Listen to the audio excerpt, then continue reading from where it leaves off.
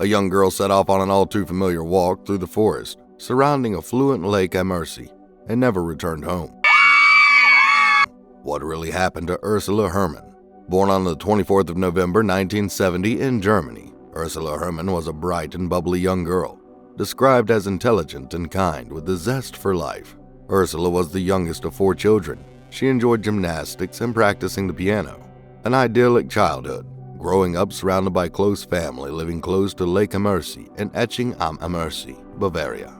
All that would change, however, on Tuesday, 15th of September, 1981, when Ursula was just 10 years old. The day came and went as normal for Ursula. She had just gone back to school after the summer holidays, and after finishing the first day of the new term, she returned home. She stayed a short while practicing on the piano with her brother, Michael, before cycling to her gymnastics lesson a short way away in Skondorf. After the lesson ended, Ursula made her way to her aunt's home, where she had made plans to go over for dinner. Ursula left her aunt's home just before 7:30 p.m., before it started to get dark, and began the 10-minute journey home cycling along Lake Ammersee through woodlands, a journey that she took regularly, but this time she would never finish. Just before 8 p.m., Ursula's mom called her aunt to see what the holdup was, and was quickly informed that her daughter had left almost half an hour ago. She should be home by now. Panic quickly arose in the family. Ursula's father made his way towards his brother's home, with his brother making the same journey Ursula should have taken back to her family home. When the 2 men met in the middle with no sign of Ursula, the police were called and a search party was quickly put together to find the missing 10-year-old. Friends, family, neighbors, and complete strangers joined in with the help of the local police and fire services. Darkness was setting in by this time, and the thick undergrowth of the woodlands was proving difficult to penetrate with flashlights. To add to the confusion, the rain was falling thick and fast, and sniffer dogs were brought out to try and grasp and sense the trail the young girl had taken. Shortly before midnight, one of the dogs positively identified Ursula's scent and led the police deeper into the forest. There, they found a small red bicycle, discarded 20 meters off the path. It was quickly confirmed to be Ursula's. The dog's scent stopped with the bicycle, and knowing the rain would impact the sniffer dogs, the search intensified, on foot. By morning, the news of the missing girl was everywhere. Hundreds of people turned out to scour the local area, desperately hoping to find Ursula alive and unharmed. News reporters quickly flooded the area, and Ursula's description and what she was last seen wearing were spread across the country. Police and divers searched Lake Ammersee, but their efforts brought up no further leads. She had simply vanished. On the 17th of September, 2 days after Ursula was last seen, the Herrmann family began receiving strange calls in relation to their daughter's disappearance. Whilst waiting at home, desperate for news on their daughter and recovering from hours of searching, the phone went off. Ursula's father answered, and at first only silence emitted from the caller. After a few seconds, a popular jingle played before quickly hanging up. Ursula's father recognized the sound as what was played on the Bayer and 3 radio station before they announced traffic updates in the region. The family immediately informed the police, and from then on, all incoming calls to the home were set to be recorded, in the hopes that whoever the ominous caller was would ring again and offer any leads into the whereabouts of Ursula. 3 more calls came in over the next few hours and followed the same pattern. Silence followed by a commercial jingle. The next day, on the 18th of September, just after midday, the post arrived. Apart from the usual mundane, irrelevant letters was an envelope addressed to Ursula's father that was marked as urgent.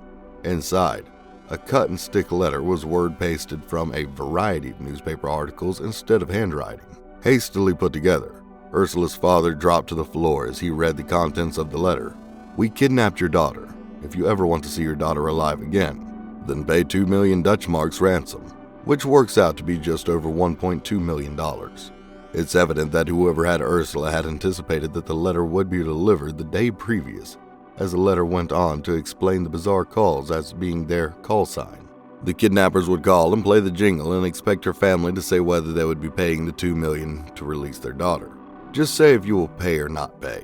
If you call the police or do not pay, we will kill your daughter." Unfortunately, the calls started before the family even had the letter. The Herrmanns were by no means wealthy. Whilst they lived in a relatively affluent area, this is purely due to the land their house was built on, being purchased decades earlier and had been kept in the family. They quickly scrambled to raise the funds. Neighbors and friends put up what they could, and the police assured the Herrmanns they would pay the rest. With the ransom ready to go, all the family and investigators could do was wait desperately by the phone for the next call. When the phone rang later that day, Ursula's mother answered and assured whoever was listening on the other end of the call that the ransom was ready to be paid. Ursula's mother also asked the unknown caller for proof of life. She wanted to know before handing over the money that this would ensure Ursula could come home. She begged the caller, "Talk to me, say something from Ursula." But the call ended with no response. All they could do was hope that further instructions would come from Ursula's kidnappers. A few days later, on Monday, September 21st, 6 days after Ursula disappeared, a second letter arrived with the same cut-out words as the first one. This time, the letter was more specific about their demands. Whoever had Ursula demanded that the ransom be paid in a suitcase with stacks of 100 Dutch mark bills inside. The note did not name a location for the handoff, but demanded that Ursula's father should come alone in a yellow Fiat 600, going no faster than 56 miles per hour. Oddly specific demands. The family accepted the demands and awaited further instructions on when and where to meet, but no other letters or calls came. 2 weeks after the first call, no further instructions had come from the kidnappers, and the Herrmanns, who were rarely away from the phone, desperate not to miss a call, were beginning to lose hope. Whether it was a cruel prank or a legitimate random negotiation, we will never know. But this was the main lead that the investigation had followed for weeks. So after no follow-up, it was back to the drawing board. The forest was searched yet again by police armed with a force of over 100 bodies, searching on foot and 10 sniffer dogs. The search area was split into grids, ensuring that this time no stone was left unturned. One by one, each grid was searched by multiple officers. After this long since Ursula had disappeared, there was no more margin for error. During the search, metal rods were used to stake into the ground looking for any disturbances in the undergrowth. The new search went on for 4 grueling days until Sunday, October 4th, 19 days after Ursula disappeared. The search was beginning again, for another day when around 9:30 a.m. an officer shouted out that he had found something. 800 meters from the path around Lake Ammersee was a small glade, hidden in the trees. An officer searching this area of the grid when he struck down with his metal pole. Instead of the familiar push into the growth underneath, he had hit something solid. After hearing the shouts, officers piled into the glade where they found a layer of clay in the area, underneath a blanket which was on top of a large wooden board.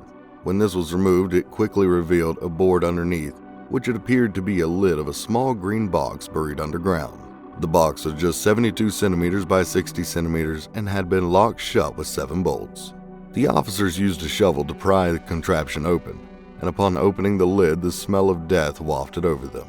Peering into the box, the officers saw what would disturb them for the rest of their careers. Inside was 10-year-old Ursula Herrmann. She was dead, and had been for some time. Officers at the scene sobbed as they brought the child out carefully, laying her body in the glade.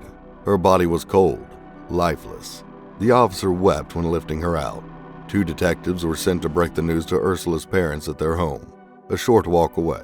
While her mother was too distraught to ask any questions, her father asked repeatedly, had his daughter been hurt before her death?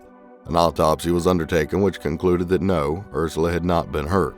There was no sign of a struggle on her body, which led the pathologist to believe that she had been drugged before being placed inside the underground box. Possibly she had been surprised by someone or someone's jumping out of the growth as she unwittingly made the journey home. She had no time to react. The autopsy concluded that Ursula had died due to a lack of oxygen, just 30 minutes after she was placed in the box. But why had she died? Her parents had agreed to every demand the kidnapper had made. They were prepared to pay the ransom. They would have done anything to get their daughter back. So what cruel game were they playing if she had died so soon after she was taken? Well, oddly enough, the small green box had its own secret to share. It was immediately clear that whoever kidnapped Ursula had indeed had every intention of keeping her alive and securing a ransom. Inside, investigators found a small seat, which also acted as a toilet, a shelf, 3 bottles of water, 12 cans of fizzy drink, biscuits, chewing gum, chocolate, and a wide array of books and radio, chillingly tuned to Bayern 3. The same station which played the jingle Ursula's parents would hear so many times on the phone. This kidnapping had been planned for some time.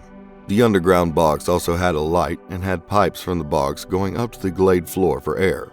But what the kidnapper failed to understand was how proper ventilation works. Without something inside the box to circulate the air they hoped would come down from the pipes, quickly ran out and Ursula likely died before even waking up from her drug sleep. Investigators believe that once Ursula's parents agreed to pay the ransom, the kidnappers returned to the glade to ensure Ursula was still alive and ready to be exchanged for the money. When they went down into the box, they would have quickly realized that their plan had gone terribly wrong, and the 10-year-old was deceased. It's likely this is why Ursula's parents did not hear from the kidnappers to secure a time and date to pay the ransom. They had nothing to exchange anymore. The box also weighed over 132 pounds once pulled out of the ground. The police concluded that there is no way one person could have organized and pulled off a kidnapping of this kind, and believed they were looking for multiple people in connection with the case. The area changed overnight. Parents no longer let their kids out to play unsupervised, and the football along Ammersee Lake decreased massively. The locals feared another attack. The police had deducted that whoever was behind the crime was local. The glade had probably been undisturbed for hundreds of years before the box was placed into the ground there.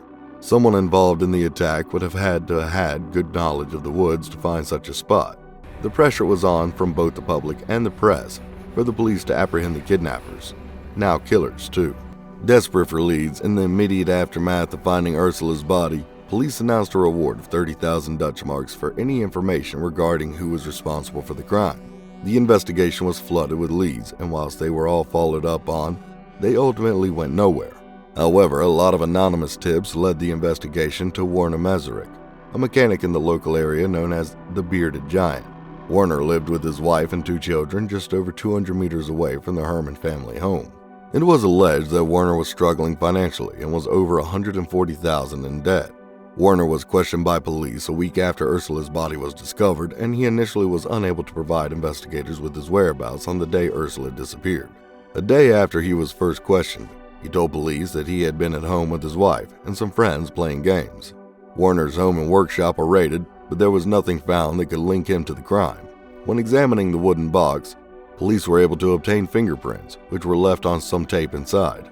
Werner submitted his fingerprints for examination, and no positive link was found, but this did not alleviate suspicion against Werner. In February 1982, Klaus Pfaffinger, an alcoholic, approached the police and confessed that he had dug a large hole for Werner a couple of months prior. The police finally had a lead they could follow up on. They asked Klaus to direct them to the location where he had dug the hole, hoping they would be led to the glade Ursula was discovered in.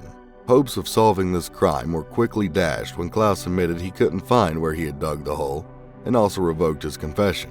It was later discovered that the investigators had neglected to record the confession as Klaus gave it, and it was written from memory by one of the investigators weeks after the fact without Klaus's signature. Klaus Pfaffinger's ex-wife would later describe him as a lazy guy who would never have agreed to dig a large hole for anyone. With no physical evidence against the two, all charges were dropped, and with no new leads to follow, the case turned cold. The case would stay cold until 2007. With pressure from Michael Herrmann, Ursula's brother, and advances in forensic technology, the police announced they would be reopening the case into the kidnap and murder of Ursula Herrmann. Police re-examined all evidence found in the original investigation and discovered several hair strands that did not belong to Ursula. The DNA extracted from the strands was run in the hopes that a match would be found that could bring them closer to solving the case. And to their excitement, a match was found. A man who had been arrested years earlier in association with another murder in Germany was matched to the hair found in the box Ursula was trapped in. However, the police decided not to investigate this further, believing that the man in question could not possibly have been involved with her death, as he himself was only a few years older than Ursula in 1981. Desperate to finally have a conclusion to the case, police revisited their earlier suspicions against Werner Masaryk and decided to place him under surveillance. Without Werner's knowledge, the police tailed him everywhere, had bugged his home, and was listening to his calls. The police also researched Werner's home, and this time, they found something. An old tape recorder. Taking this back for an examination, they showed the recorder to a sound expert and theorized that this recorder could have been used for the ominous phone calls the Herrmanns received in the days following Ursula's disappearance. The sound expert confirmed this indeed could have been the case, and with that, the police decided they had enough circumstantial evidence to arrest Werner. In February 2009, Werner Masaryk's trial began in Augsburg. Werner maintained his innocence throughout the proceedings and read out a statement to the court over 20 pages long in which he stated, "I know I was certainly not a good citizen, sometimes rude, and we will see many attempts to portray me as a bad person, but I have nothing to do with this act. But before his trial could even begin, it was clear that people perceived this man as guilty. Friends, neighbors, and everyone he knew all turned against him, coming to court to provide statements on what bad of a person he was. Now, menial incidents years earlier in their minds meant this man had to have been behind Ursula's kidnapping. The assassination of his character, combined with the justification the prosecutors gave for the crime, that he needed the ransom money to pay off debts, sealed his fate. Even with the little physical evidence there actually was against him, the prosecution also used the retracted confession Klaus Pfaffinger gave years ago. Essentially, the trial was over before it even began, and Werner Masaryk was sentenced to life imprisonment for the kidnapping and murder of Ursula Herrmann. But this is not the end of the story. In a shock twist, Werner Masaryk had one strong supporter who believed he was innocent: Michael Herrmann. Michael pointed out numerous flaws in the prosecution's theory. He was able to put doubt into the tape recorder evidence and brought up how Klaus's confession shouldn't have been used. In order to have the case re-examined in court, Michael Herrmann came up with a plan. In 2013, he filed a civil suit claiming nearly £20,000 in damages from health issues related to the stress of his sister's murder and the subsequent trial. This meant that Werner would be able to come to court yet again and fight against the crime for which he was still insisting he was innocent. As part of Michael's plan, for the judge to award him any damages for Werner, they first would need to establish whether Werner was guilty of the initial crime which caused Michael's health issues. And so, in 2016, the case went to trial again. And this time, Michael wasn't the only one who stood in support of Werner. A retired physicist, Bernd Hader, also felt that the sound expert's claim wasn't adding up and came forward testifying in favor of Werner. Another supporter, Barbara Zipser, who was a London-based linguist, analyzed the two ransom letters and concluded that the kidnapper had to have been a foreigner, that the letters were not written grammatically correct enough to have come from someone so local. Unfortunately, after 2 years in court, the hopes of seeing Werner Masaryk a free man were dashed. The court awarded Michael damages of around £7,000, which signified that the judge agreed with the original guilty verdict. Werner was to stay in prison for a crime he vehemently denies. In March 2021, an anonymous confession was sent out to a German media house. In the confession, it was claimed that a high school student and his friends had committed the crime. There were no further letters or communication, and the police were unable to take it any further. Even with their hair DNA matched to the boy a little older than Ursula, who they had earlier ruled out. The case is officially closed, with Werner Masaryk losing his life to serving time inside for the death of Ursula Herrmann. But has the real killer or killers been living in the shadows for the last 30 years?